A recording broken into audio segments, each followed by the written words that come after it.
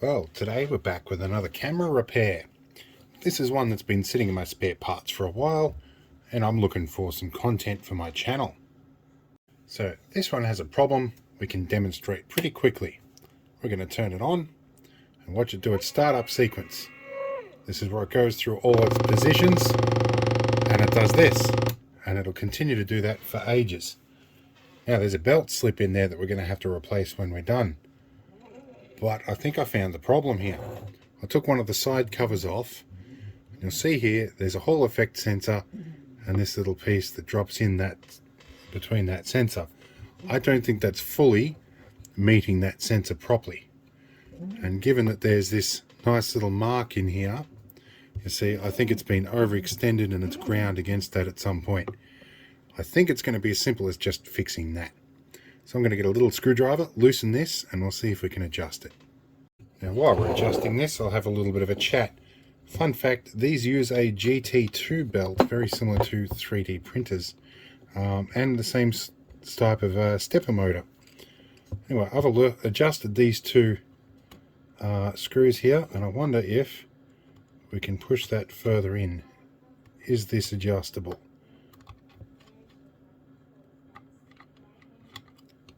Alright, it's going to take a minute. Right, there doesn't seem to be too much adjustment in that, but maybe we've had a sensor failure. I'm going to try and stick this piece of heat shrink in the sensor and see if it's happy with that. So I'll let it fire up. See if we stop. Ah, I think that stopped it. Let's try that again. Let's let it do its spin around. Let it go forwards, backwards, stop right there. Okay, that seems to be the problem. It's definitely that sensor. I did tweak things a little bit. Let's see if I manage to actually correct anything. I think it's only a really minor imbalance, if it is. No. Okay, so something about that sensor we've got to fix. 20 minutes later.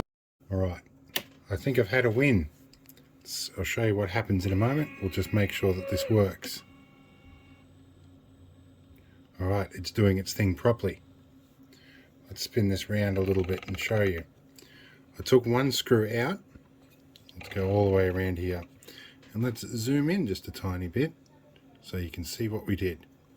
So I took this second screw out and tightened this up, and I've pushed it down just a little bit so that it lines up. Oh, it's doing a calibration as we speak. Oh, it's trying to go to a preset position after boot. But crucially, it hit that point and stopped, which is nice. And it has actually knocked that and moved it back a little bit. So I'll recalibrate that in a minute. But I think once I get this calibrated, I'll put a little dab of glue here. That should hold it in position along with that screw. We should be cooking with gas. Then after that, we're going to have to open up the other side with the belt and make sure we shuffle the belt around a bit, because those notches on that GT2 belt won't be pretty. Because I think this one actually stayed in that position, grinding that belt for quite a long time. But we'll see how we go. I'll try and stick this in position.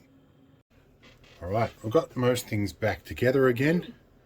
And we can see the belt side here. This is the GT2 belt, although it's a little narrower than a 3D printer. What I wanted to check here, as I took the screws out, is the stages of the belt under here.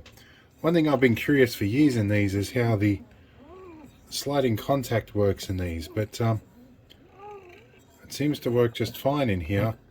I'm not sure how they get this sliding contact, because the lead seems to rotate around in here infinitely, but they can do a number of turns without rolling up that cable and twisting it up. So I'm not entirely sure. Alright, we're going to give it a quick test run. We're going to fire it up. We're going to check on the screen here when it comes up. Let it do its self-test, and it should return to a home point. We'll give it a moment. And I've set its home position straight at the screen that it's sending the picture to. So we'll see. And there's one of my Aussie Repair Guy business cards stuck above my desk there, which is currently where it's pointing. It's right above my desk. So it's in Pelco D mode, going to position number 1. And that should give itself a position. Now it's looking at the screen. So let's go back, move across. I obviously moved it around, which meant it changed its calibration. So let's have a little zoom in here and see what happens. Can we zoom in on that? Let's have a look at this. This is going to be some funky stuff. And I'm operating this upside down, so it's a little difficult to see what it's doing. Here you go, off to infinity. Infinity and apparently beyond. And off to the Twilight Zone. How's that cool? I like doing this with cameras. Video feedback. But I think she works. That's a good sign.